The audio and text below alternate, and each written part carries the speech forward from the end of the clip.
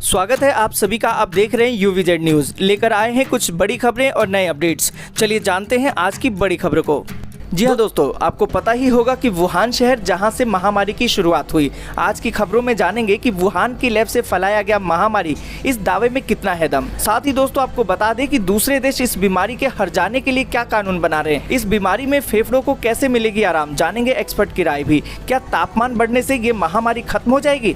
इस बीमारी से बचाव के और बेहतर तरीके क्या हो सकते हैं, जानेंगे कि भारत में वो कौन सी ऐप है जिसे इस महामारी के दौरान हर व्यक्ति के स्मार्टफोन में डाउनलोड होना चाहिए, जिसकी अपील मोदी जी भी कर चुके हैं। ऐसे ही तमाम बड़ी खबरें और नए अपडेट्स को जानेंगे, पर उससे पहले अगर आप हमारे चैनल पर नए हैं तो इस चैनल को सब्सक्राइब करके बेल के आइकन को जरूर दबाएं और साथ ही वीडियो को लाइक भी जरूर करें। तो दोस्तों बिना वक्त गंवाए बढ़ते हैं आज की बड़ी खबरों की तरफ। जी हां दोस्तों, महामारी के स्रोत को लेकर दुनिया भर में घमासान छिड़ा हुआ है। एक तरफ जहां दावा किया जा रहा है कि यह महामारी वुहान की लैब में तैयार किया गया, वहीं चीन ने इसका खंडन किया है। अब अमेरिकी राष्ट्रपति डोनाल्ड ट्रंप ने ऐलान किया है इस महामारी का वुहान कनेक्शन की जाँच की जाएगी। दुनिया भर में लाखों लोगों को अपना शिकार बना चुके इस किलर महामारी के स्रोत को लेकर पूरी दुनिया में चर्चाओं का बाजार भी गर्म है। इस बीच अमेरिका के राष्ट्रपति डोनाल्ड ट्रंप ने कहा है कि उनकी सरकार महामारी के स्रोत की जांच कर रही है। ट्रंप ने चीन के वुहान की लैब से महामारी के फैलने को लेकर सवाल पूछा था। अमेरिकी राष्ट्रपति के इस बयान के बाद तूफान मच गया है। महामारी फैलाने को लेकर वुहान की लैब दुनिया भर के निशाने पर है। चीनी लैब अमेरिका के पैसों पर चमगादड़ों पर रिसर्च कर रही थी। खबर के मुताबिक चीन में स्थित यह लैब अमेरिकी सरकार के ग्रांट यानी कि आर्थिक मदद पर चीनी गुफाओं से निकाले गए चमगादड़ों पर रिसर्च कर रही थी। चीन की इस लैब पर पहले भी ऐसे आरोप लगते रहे हैं कि उसने ही यह संक्रमण फैलाया है। यह लैब वुहान की मास मार्केट के पास ही है। उन्होंने शोध के लिए 1000 मील गुफाओं से चमगादड़ पकड़े थे। चीन की सरकारी south China universities of technology के मुताबिक हुबेई प्रांत में Wuhan centre for disease control ने रोग फैलाने वाली इस बीमारी के संक्रमण को जन्म दिया हो। स्कॉलर बेताओ शाओ और ली शाओ का दावा है कि इस लैब में ऐसे जानवरों को रखा गया जिनसे बीमारियां फैल सकती हैं। इनमें 605 चमगादड़ भी शामिल थे। उनके मुताबिक हो सकता है कि महामारी का संक्रमण यहीं से शुरू हुआ हो। अमेरिकी टीवी चैनल फॉक्स न्यूज ने एक सनसनीखेज दावा किया है। फॉक्स न्यूज ने कहा है चीन ने एक विशेष उद्देश्य से इस संक्रमण को वुहान की लैब में पैदा किया था। फॉक्स न्यूज ने कई सूत्रों के हवाले से दावा किया है कि चीन ने वुहान की लैब में इस महामारी के संक्रमण को बायो वेपन के रूप में नहीं बल्कि दुनिया को अपनी ताकत दिखाने के लिए पैदा किया था। चीन ने यह दिखाने की कोशिश की थी कि वह महामारी जैसे खतरनाक संक्रमण की अमेरिका की तरह या उससे अच्छे से पहचान कर सकता है और उससे पूरी ताकत के साथ निपट सकता है। एक सूत्र ने कहा कि यह अब तक का सबसे महंगा गुप्त कार्यक्रम हो सकता है। उन्होंने कहा कि शुरू में यह संक्रमण चमगादड़ से इंसान में पहुंचा। पेशेंट जीरो भी वुहान की रहस्यमय लैब में काम करता था। पेशेंट जीरो जब वुहान की मार्केट में गया तब ये वायरस वहां भी फैल गया। वुहान की लैब में महामारी के संक्रमण के फैलने के सवाल पर अमेरिकी राष्ट्रपति डोनाल्ड ट्रंप ने कहा कि हम लगातार कई कहानियां सुन रहे हैं, हम इस मामले की जांच कर रहे हैं। इसके जवाब में चीन ने WHO का हवाला देकर कहा कि इस बात के साक्ष्य बिल्कुल भी नहीं है कि महामारी का संक्रमण लैब में पैदा हुआ था। चीन ने कहा कि दुनिया के जाने माने वैज्ञानिक मानते हैं कि महामारी संक्रमण लैब में पैदा नहीं हुआ। चीन भले ही जो दावा करे, लेकिन अमेरिका की खुफिया एजेंसी और राष्ट्रीय सुरक्षा से जुड़े अधिकारी इस महामारी के स्रोत की जांच कर रहे हैं। CNN ने सूत्रों के हवाले से कहा है कि अभी इस बात के कोई संकेत नहीं है कि यह संक्रमण इंसान ने बनाया है। अमेरिकी खुफिया अधिकारी महामारी के संक्रमण को लेकर किए जा रहे सभी दावों की पड़ताल कर रहे हैं। इसमें चीन से जुड़ी भी सभी खुफिया साक्ष्यों की पड़ताल की जा रही है। हालांकि कुछ खुफिया अधिकारियों ने कहा कि शायद यह कभी पता न चल पाए कि इस महामारी का स्रोत क्या है। दोस्तों बढ़ते हैं अगले अपडेट की तरफ। अमेरिका में एक ऐसा कानून बनाने की तैयारी हो रही है कि अगर वह पास हो गया तो अमेरिकी नागरिक महामारी से हुए नुकसान का हर्जाना पाने के लिए चीन पर मुकदमा कर सकते हैं। अमेरिका के 2 सांसदों ने गुरुवार को कांग्रेस में एक ऐसा विधेयक पेश करने की घोषणा की जिससे कि अमेरिकी नागरिक महामारी के कारण हुई शारीरिक और आर्थिक नुकसान के लिए हर्जाना हासिल करने के लिए संघीय अदालत में चीन पर मुकदमा कर सकेंगे। अगर यह पारित होता है और कानून में तब्दील होता है तो इस महामारी से निपटने में चीन द्वारा हुए नुकसान के लिए विदेशी संप्रभु और प्रतिरक्षा अधिनियम में संशोधन करेगा। इस विधेयक से अमेरिका को चीन पर मुआवजे के लिए मुकदमा करने का अधिकार मिल जाएगा। अगर अमेरिका और चीन इन दावों के निपटारे के लिए समझौता करते हैं तो निजी मुकदमों को खारिज किया जा सकता है। बढ़ते हैं अगले अपडेट की तरफ। महामारी से संक्रमित मरीजों के इलाज का लेटने की पोजीशन से क्या लेना देना है? इस सवाल का जवाब तमाम अमेरिकी विशेषज्ञ हाँ में देते हैं। उनका मानना है कि मरीज के लेटने की स्थिति का इलाज पर फर्क पड़ता है। यदि गंभीर स्थिति हो तो मरीज को पीठ नहीं, पेट के बल ही लेटना चाहिए। सामान्य रूप से संक्रमित मरीजों को भी अधिक से अधिक समय पेट के बल ही लेटना चाहिए। डॉक्टर मंगला बताती हैं कि पेट के बल लेटने को प्रोन पोजीशनिंग कहा जाता है। हमने यह पाया है कि महामारी के गंभीर मरीजों को जब पेट के बल लिटाया जाता है तो उनके ऑक्सीजन लेवल में तेजी से सुधार आता है। डॉक्टर मंगला एक मरीज का उदाहरण देते हुए बताती हैं कि जब उनके पास कॉल आया तो उस मरीज का ऑक्सीजन लेवल 85 था। उन्होंने उसको पेट के बल लिटाने के लिए कहा। जब वे हॉस्पिटल पहुंची तो मरीज का ऑक्सीजन लेवल 98 हो गया था। बिना किसी दवा और वेंटिलेटर के ऑक्सीजन लेवल में सुधार बहुत आराम से किया जा सकता है। एक मेडिकल इंस्टीट्यूट की डायरेक्टर कैथरीन हिबार्ट बताती हैं कि हमने देखा है कि यह सटीकता से काम करता है और हर बार इसके नतीजे तुरंत मिलते हैं। निमोनिया से लेकर कई अन्य बीमारियों में फेफड़ों में इन्फेक्शन के कारण फूलने की ताकत नहीं बचती है, जबकि महामारी में फेफड़ों के बाहर एक दीवार सी बन जाती है जो फेफड़ों को फूलने की जगह नहीं छोड़ती है।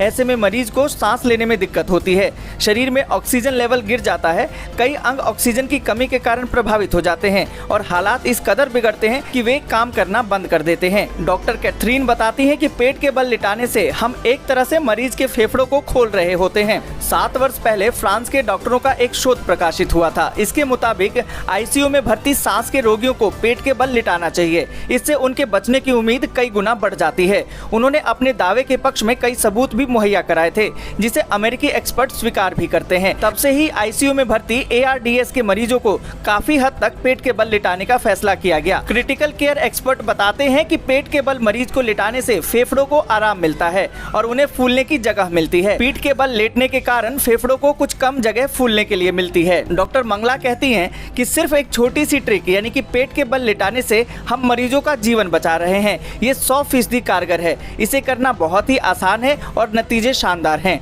हमें इसे हर एक मरीज के साथ आजमाना चाहिए। बढ़ते हैं अगले अपडेट की तरफ। महामारी संक्रमण पूरी दुनिया में फैलने के साथ ही यह कहा जा सकता था कि तापमान बढ़ने के साथ साथ ये महामारी संक्रमण भी खत्म हो जाएगा या इसके मामलों में जबरदस्त गिरावट आएगी। इससे लोगों के मन में ये बात घर कर गई थी कि भारत में इससे जल्दी ही छुटकारा मिल जाएगा। लेकिन इन सभी दावों से अब ICMR ने पर्दा उठा दिया है। ICMR के वैज्ञानिक रमन गंगाखेड़कर ने साफ कर दिया है कि तापमान बढ़ने के साथ साथ इस संक्रमण के खत्म होने का कोई भी प्रमाण पूरी दुनिया में कहीं भी नहीं है। उन्होंने एक प्रेस कॉन्फ्रेंस के दौरान कहा कि यदि ऐसा होता तो निश्चित तौर पर उन्हें इसकी जानकारी होती, लेकिन ऐसा नहीं है। उनके इस कथन से ये बात तो साफ हो जाती है कि महामारी संक्रमण के खात्मे या उसके मामलों में गिरावट को लेकर जो लोग तापमान बढ़ने का इंतजार कर रहे थे वो इस ख्याल को अब अपने दिमाग से पूरी तरह से निकाल दे कि फिलहाल ऐसा कुछ होने वाला नहीं है। आपको बता दें कि फरवरी से ही इस तरह की बातें सामने आने लगी थी कि मौसम में गर्माहट बढ़ने के साथ साथ महामारी संक्रमण के खात्मे की शुरुआत हो जाएगी। इसको लेकर कई तरह से मैसेज और जोक्स भी सोशल मीडिया पर वायरल हो रहे थे, लेकिन ICMR ने इन दावों की अब हवा निकाल दी है। ICMR की तरफ से कहा गया है कि इन बातों के पीछे जो सोच काम कर रही थी उसके मुताबिक गर्मी के मौसम में यदि कोई व्यक्ति खांसता है या छींकता है तो उसके मुंह या नाक से निकलने वाले ड्रॉपलेट्स जमीन या किसी भी सतह पर पड़ने से पहले ही सूख जाएंगे, जिसकी वजह से ये वायरस कुछ ही सेकंड में खत्म हो जाएगा। लेकिन फिलहाल ऐसा कहीं देखने को नहीं मिला है। पूरी दुनिया में अलग अलग जगहों की बात करें तो भले ही अलग अलग जगहों के तापमान में फर्क है, लेकिन जिस भीषण गर्मी की बात पड़ने से इस संक्रमण के खत्म होने का अंदेशा जताया जा रहा था वो अभी नहीं पड़ी है। तापमान की ही बात करें तो आपको बता दें कि अमेरिका और दक्षिण अमेरिका में जो तापमान है वो 2 डिग्री से लेकर 20 डिग्री सेल्सियस के बीच है। यूरोप में ये 8 से लेकर 15 डिग्री सेल्सियस के बीच है। इसके अलावा एशिया में 20 डिग्री से 35 डिग्री सेल्सियस के बीच है। वहीं ऑस्ट्रेलिया में ये 27 डिग्री सेल्सियस है। बढ़ते हैं अगले अपडेट की तरफ। महामारी संक्रमण रोकने के लिए विभिन्न स्तर पर आर्टिफिशियल इंटेलिजेंस यानी कि AI का इस्तेमाल किया जा रहा है, लेकिन सबसे बेहतर तरीका क्वारंटाइन और शारीरिक दूरी है। दुनिया के प्रमुख AI विशेषज्ञ टॉबी वॉल्स ने यह राय दी थी। न्यू साउथ यूनिवर्सिटी के AI प्रोफेसर फॉलो वॉल्स ने कहा कि AI का इस्तेमाल रोग की पहचान, इलाज और निषेध के लिए किया जा रहा है। वॉल्स ने कहा कि तकनीक मदद कर सकती है, लेकिन पुराने जमाने के हथियार ही इस लड़ाई को जीतने में कारगर साबित होंगे। सबसे पुराना हथियार जिसका इस्तेमाल हम पिछले 700 साल से महामारी के खिलाफ कर रहे हैं वह है क्वारंटाइन। वर्ष 1377 में वेनिस में प्लेग संक्रमित देशों से आने वाले जहाजों को 40 दिनों तक बंदरगाह सुविधा से दूर इंतजार करना पड़ता था, ताकि यह सुनिश्चित किया जा सके कि कोई भी विदेश से संक्रमित तो नहीं आया है। दूसरा बेहतरीन हथियार है शारीरिक दूरी, जो संक्रमण को फैलने से रोकता है।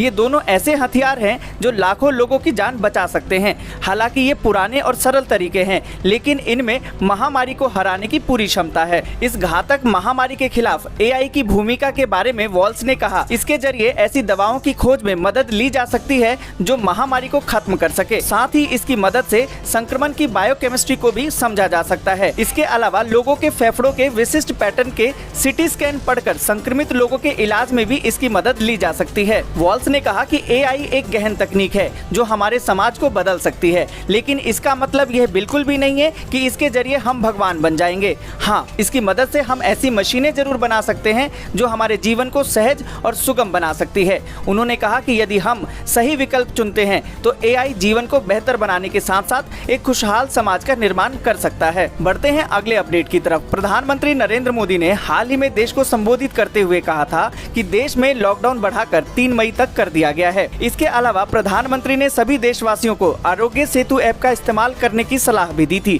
इस ऐप को सरकार ने महामारी संक्रमण से निपटने के लिए बनाया है। जैसा कि आप जानते हैं कि महामारी संक्रमण तेजी से फैल रहा है। एक्सपर्ट्स का कहना है कि सोशल डिस्टेंसिंग यानी कि सामाजिक दूरी बनाने का इस्तेमाल बीमारी या इन्फेक्शन को फैलने से रोकने के लिए कई सालों से किया जा रहा है। इसलिए आरोग्य सेतु जैसी एप्स एक इनोवेटिव सॉल्यूशन है जो सामाजिक दूरी जैसे विचार को बढ़ावा देती है और अधिकारियों को आबादी को जागरूक करने और उनकी जिंदगी बचाने में मदद कर सकती है। ये एप्लीकेशन एक महामारी संक्रमण ट्रैकर है, संपर्क ट्रेसिंग के आधार पर काम करता है और उपयोगकर्ता को उसके क्षेत्र के आसपास संभावित संक्रमण हॉटस्पॉट की पहचान करने में मदद कर सकता है।